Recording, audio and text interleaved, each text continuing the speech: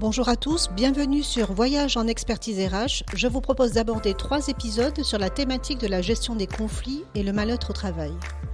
Gestion de crise, mal-être au travail, on en parle, mais de quoi s'agit-il concrètement ? Le premier épisode nous permettra de comprendre quelles sont les causes.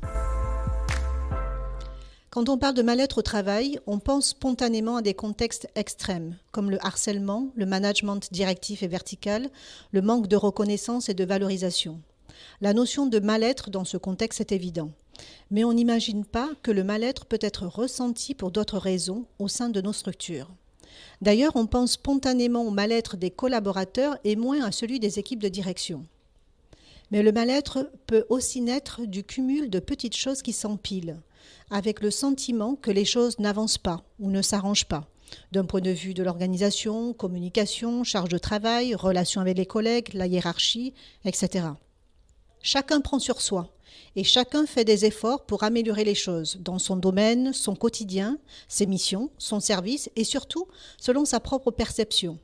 Sauf qu'avec le temps qui passe, on en veut aux autres de tous les efforts qu'on fait ou qu'on a fait sans que finalement nous ayons l'impression que cela ne serve à quelque chose car on ne sait pas en réalité si la direction se rend réellement compte des dysfonctionnements.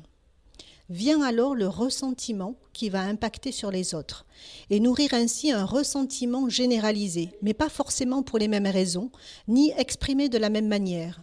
Il y a ceux qui expriment haut et fort leur mal-être, d'autres qui se taisent, d'autres qui souffrent seulement du mal-être des autres.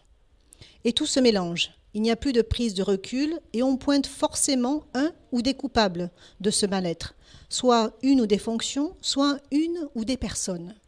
Il est intéressant de regarder comment les situations évoluent.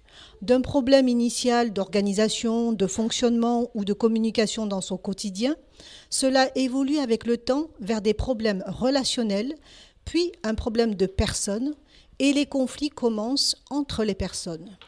Et ce ressentiment reste dans le quotidien. Il s'installe sûrement et de jour en jour, jusqu'à ce que le sentiment d'usure et de stress ne puisse plus se contenir et laisse place alors à la colère, les revendications, l'incompréhension, l'affect et l'émotionnel. Le ressentiment est le principal obstacle à la coopération et la sérénité dans les structures.